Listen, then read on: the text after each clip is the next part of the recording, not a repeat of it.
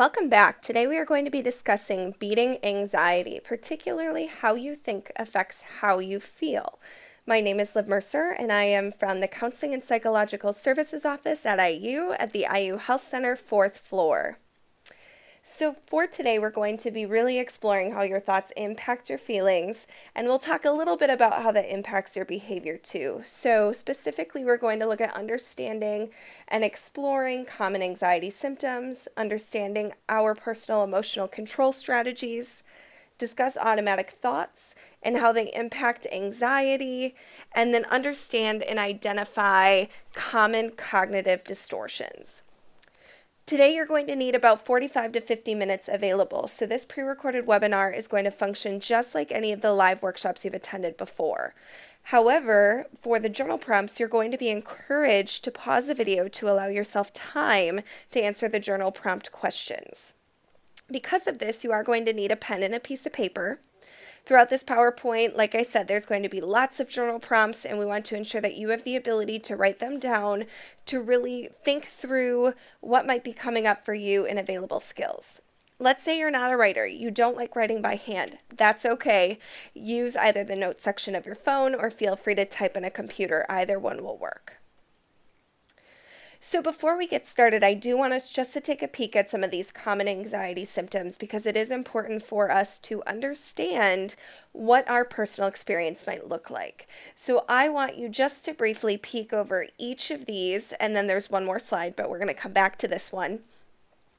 Looking at the physical section, I think this is often what a lot of people experience or will become overly preoccupied with when they experience these symptoms. So the increased heart rate can lead to people believing that they're dying or having a heart attack, shortness of breath, chest pain.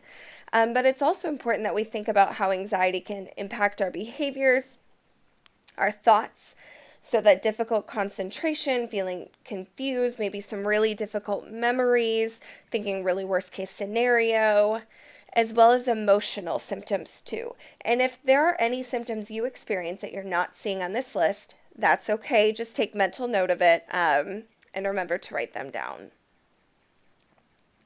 For our first journal questions, I want you to think about your anxious experience and what types of thoughts, physical sensations, and feelings do you have when you feel nervous or anxious, wound up, or on edge. Pause the video to record your responses. If we're speaking about anxiety, it's really important that we do also talk about control because often anxiety relates to feelings of a lack of control or a desire to have control and a lot of fear of the unknown. So typically when people are coming to therapy or logging on to do a workshop like this, it's because they want to feel better. Naturally, of course, right? People try hard to avoid and then get rid of those bad or negative thoughts or feelings, which is essentially what we call emotional control. You're trying to control your emotional response. Now, this is a strategy that is readily reinforced by our society. Our society is very much fixers. So if you get a shirt and it's too big or too small, you can just send it back and return it or bring it back to the store to return it. So if there's an issue, we can typically solve it. And so our society, and ourselves included, try to apply those same principles to ourselves. We try and control negative things from happening. So we spend a lot of time and energy on these emotional control strategies. Primarily, as a result, those behaviors are motivated by avoidance. So, for example, if you think in worst possible case scenario, you'll feel prepared for anything, and I won't be so hurt if something goes wrong. What's really important about understanding your emotional control strategies is that it allows you to have understanding about what those coping strategies are, but I'm going to encourage us to take steps further to really identify, okay, is this helping me and is this enriching my overall life? So the reality of this is when we think about anxiety and emotional control, people tend to spend way more time trying to control what they can't. That might be things like the future, how other people think or feel about them, and we miss basically everything else that we can control, which is our personal perception, our behaviors, coping strategies, so on and so forth.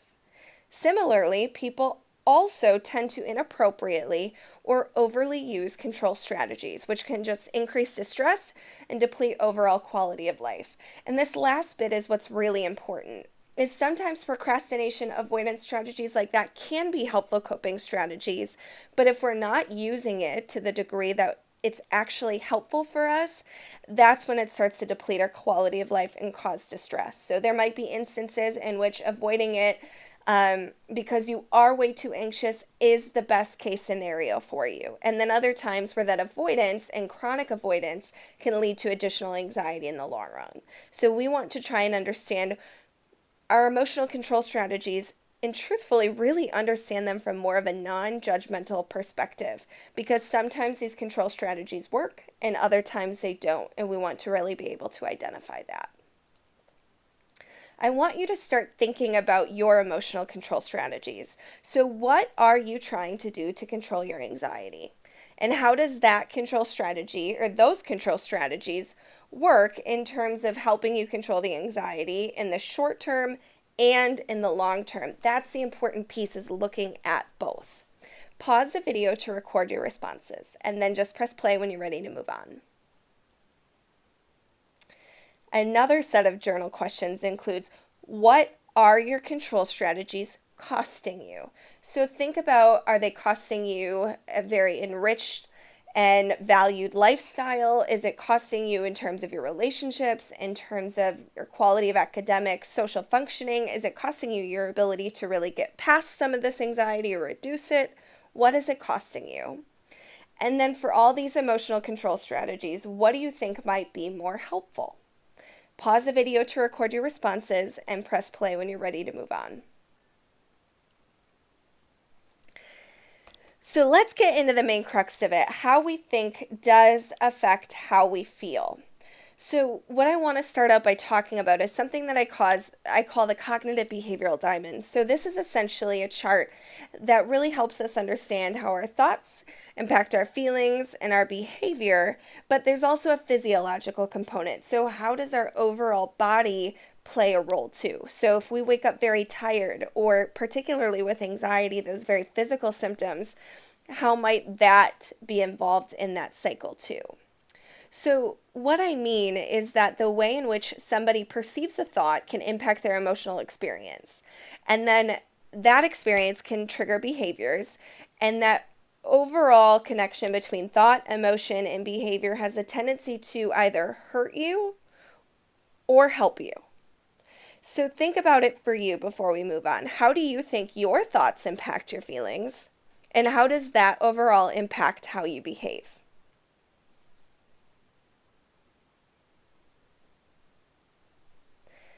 This chart should explain it a little bit further. This is taken from the Anxiety Toolbox workbook that IU does do, and we adapted that from Purdue, and Purdue adapted that from Cal Poly, so credit is due there. But I want you to particularly focus on this bottom part of it. So this really does a great job kind of laying out what that looks like. So when you are feeling really anxious, what went through your mind? What was that thought component? And thinking in terms of words can be very hard for people. When you had that thought, what emotional experience did you have? Did you feel frustrated, rejected, guilty, ashamed? And as a result of both of those things, what happened behaviorally? What was your first instinct? What did you do? What did you avoid doing? So on and so forth. And then think about your physical experience. How did that play a role? Did your heart start beating fast, and did that trigger even more of a desire to leave, etc.? This top section, the situation, can be really important when you're trying to dig into what your anxious experience looks like. It can be very helpful for us to what I call play detective and understand what your anxious trigger is, and then start identifying, okay, how am I typically responding to those triggers? What am I thinking? How am I feeling? How am I behaving? And is that helping it or not helping it? And if it's not, what could be more helpful for me to do instead? This is where that control strategy piece can often come into play, because if you're feeling really overwhelmed, your desire is to boom, try and do something else that is going to immediately mitigate that anxious or emotional response. So if we think about that concept of how we think affects how we feel, it is important for us to talk about automatic thoughts. So there are thoughts that go through your head every single day that are very purposeful And then there are plenty of other thoughts that pop into your head just like a reflex.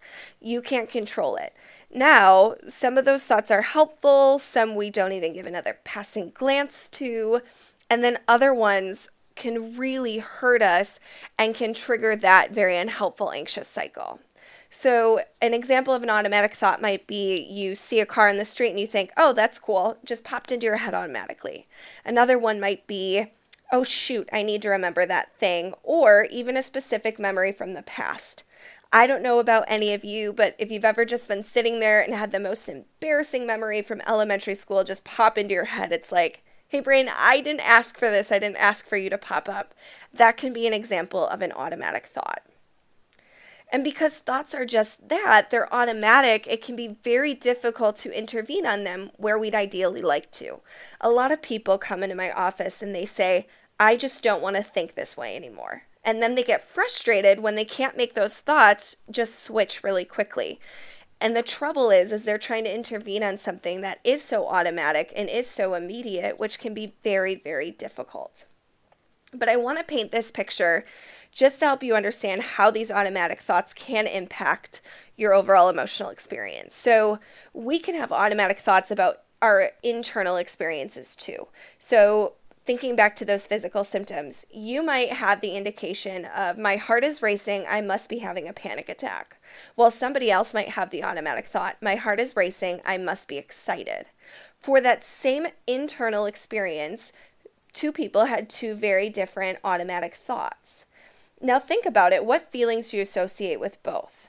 With the panic attack, you might associate overwhelmed, frustrated, annoyed with yourself, scared, so on and so forth. As opposed to being excited, you probably are associating very different emotions. So as you can imagine, if you think back to that original cycle, this whole process, this automatic thought leading to a very different emotional response could even lead to a very different emotion, not emotion, but behavior.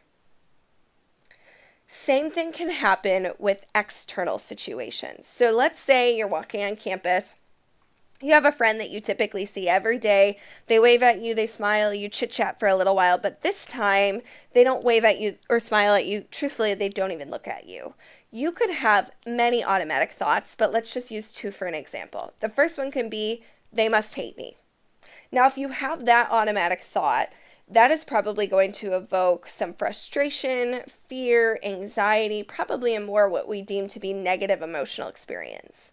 Let's say you were supposed to go to that friend's home or to a party that they were at that night, and if they didn't smile at you and you thought, boom, they must hate me, and that increased a lot of negative emotions, that might actually lead you to not attending that party, which might cause a whole nother subset of difficult thoughts, emotions, behaviors, and might contribute to a really difficult, anxious, and maybe even depressive cycle for you. On the flip side, if you thought, oh, maybe they didn't see me, I wonder what's going on, you might feel concerned. I hope that friend is okay. You might feel pretty complacent or pretty neutral. You may not experience as many negative emotions towards yourself in that overall situation, which means you might still feel comfortable going to that party tonight or reach out to them. Again, can correlate to a very different type of behavioral experience. Same external stimuli, different automatic thought, which can lead to a very different subset of emotions and behaviors. So now that we've chatted about automatic thoughts, I want you to think about what are some examples of automatic thoughts for you. Maybe you have types of automatic thoughts that you think of all the time, or maybe there was a particular situation where you had an automatic thought. What about these thoughts are unhelpful for you, and what feelings do you associate with these thoughts? Pause the video to record your responses, and when you're ready, please press play. So all of these automatic thoughts can usually be placed into what we call categories of cognitive distortions. So cognitive distortions are essentially common thinking styles that everybody engages in. And truly, what's in bold print, when I say everyone, I mean everyone. Every single person in the world engages in cognitive distortions, myself as a counselor included. So we'll go through charts of all of these things, and when we get there, I do encourage you, take screenshots, or feel free to Google search these yourself, because being able to have a chart of this can be really helpful. But one of the most commonly used thinking styles is something we call catastrophizing. It's essentially like the snowball effect. So this might happen to you when you sit down to start studying for a test. You are automatically thinking, I'm going to fail this, I suck, I'm so stupid, and then suddenly you're thinking you're going to fail the course. And then you're like, God, if I fail the course, then I'm going to fail out of school. And if I fail out of my school, my parents are going to hate me. And if my parents hate me, then they're going to evict me from their house. And they're going to cut me off financially. And I don't even know what I'm going to do. And the world is going to collapse. We just went from 0 to 60. People often do that. They often think worst case scenario and catastrophize. And usually our anxiety is going to go up and up and up the more worst case scenario those thoughts get. So I'm going to go through a list of this chart of cognitive distortions and available coping strategies. When you see one that you identify with, I encourage you, jot it down. And you might notice that sometimes you think in a combination of these cognitive distortions, and that's okay too. So the first is all or nothing thinking. So you're really seeing things as very black and white rather than on a continuum. So either I failed or I succeeded, either I'm good or I'm bad, either I can take care of myself all the way or not at all, either I need to be anxious or not anxious entirely, very black and white. So our challenge for you for a coping technique is to learn to find a continuum for evaluating yourself. What's the good? What's the bad? What's the neutral? What is everything? So it's probably not possible that I am really either good or bad. What is the in-between? What am I missing out on? Try and think about that. Overgeneralization is another cognitive distortion, and this is essentially where we are perceiving a pattern of negative events due to a single incident. So I'm trying to think of a quick example. This might be where, for example, you see that friend and they didn't wave at you and you're like, they hate me, they never look at me, they never wave at me. When in actuality, you're just completely forgetting that they waved at you every other time besides that one. So we want to encourage ourselves to evaluate events for similarities and differences. Does this happen all of the time or only some of the time or maybe only just once? Mental filter, so picking out a negative detail and dwelling on it excessively. In instances like this, it could be you got an 85%, and instead of focusing on just the things that you did right and the things that you did wrong, you're just hyper-focused on where are all those red marks? What did I get wrong? Oh, I was so terrible. I can't believe that I did that. I screwed that up. Or I'm always failing these things, so on and so forth. Really dwelling on the negatives. You might have a positive or neutral whatever interaction with a friend, and you're hyper-focused on the couple of weird things or awkward moments that might have happened. So a great way to cope with this is to expand your awareness to include other details. Question, is this the full truth? If somebody else experienced the same situation, what might they think about it? What might they interpret differently? What else could be going on? What could I be missing? Another cognitive distortion is discounting the positive. So rejecting the experience as positive and insisting that it doesn't count to maintain a negative belief. So you absolutely killed it at presentations. You feel like you usually suck at them and you get so nervous when you stand up there, and you absolutely killed it. You got so many positive compliments and great feedback from your professor. And instead of really taking that in, you're like, yeah, well, it was just a one-time thing. I suck at them. That's not going to make a difference. I suck at them anyways. Whew. That's going to be a hard one. That is often what we call engaging in confirmation bias. So really taking in information in a way that reinforces that thought, whether positive, negative, or neutral. So I encourage you to identify all parts of a given situation. So what was the good? What was the bad? What was the neutral?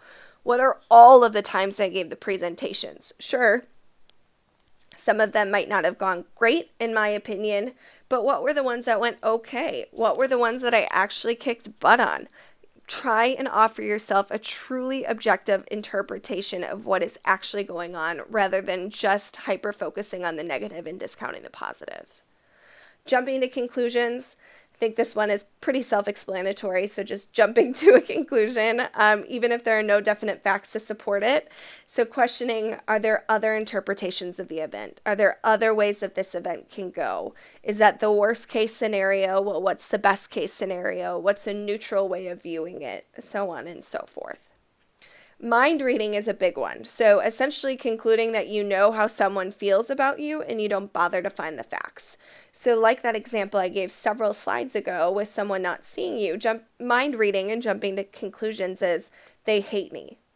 Okay, so what's the evidence there? How do I know that they actually hate me? What else could be an interpretation? Is there any evidence to refute your assumption? And I always encourage you could always consider asking the person. You could always go up to that friend and say, hey, I saw you and we didn't stop or get to connect. Is everything going okay? What's coming up for you? And they might be able to let you know, oh yeah, shoot, I just got word from my mom that my family dog died and I'm really upset about it. I was just trying to think about that for a while. And then oh, okay, they don't hate me. That actually had nothing to do with me. So sometimes getting that concrete feedback can be really good for negating that cognitive distortion. Fortune teller error is kind of similar to the mind reader one, but this is essentially just with like life. You're just anticipating things are going to turn out badly and you're convinced it's an established fact. So what that means is I already know I'm going to fail. Why would I even bother trying? I know I'm not going to get the job. Oh, I know that it's going to be awkward. It's absolutely going to suck. So if you're thinking that thing, it might lead you to wanting to avoid it. Oh, I'm not going to get the job anyways. Everybody's better than me. I'm a terrible candidate. Do you think you're likely going to apply for the job? I know I wouldn't. So in those instances, knowing, again, that thought can impact the feeling and subsequently the behavior, we want to challenge ourselves to come up with a list of alternative outcomes. Okay, maybe there are better candidates out there. Maybe I won't get the job. And what else could happen? What is the neutral? What is the good? Can I look at this on a continuum? What are all of the outcomes that are available? We already talked about catastrophizing, but these often come up in a lot of what if related thoughts. So what I encourage people to do for this is calculate the probability, maybe you want to go 1 out of 10 or 1 out of 100, that the worst case scenario will actually happen. You might even encourage yourself, come up with a concrete plan. If that absolutely happens, what can I do to get myself out of it? That might be actually answering those what if questions. Okay, so what if I do fail? What if I don't find success? Then what happens? And a great way to do this is I'll encourage people to flip the what if to an even if, because that creates just a little bit more space for people to feel like they can answer it. So even if I fail, you can tell that there's already that little kind of like underline where you can fit in your response there. Even if I fail, I know that I have the support and the resources to be able to figure out what to do next, as opposed to usually people are just stuck on what if I fail, what if I fail, what if I fail. Emotional reasoning is assuming that your negative emotions necessarily reflect the way things are, or they reflect like facts about you. So I feel stupid, therefore I am stupid. I encourage people to separate objective facts from emotional beliefs, because facts and feelings are not the same thing. You might feel stupid, but that doesn't mean you are stupid. And I think that's my last slide. And then should statements. So I absolutely dislike the word should. A lot of my personal clients know this, just because it implies something that we might not do, and usually something negative, like, oh, I should be better than that, or I should work out today.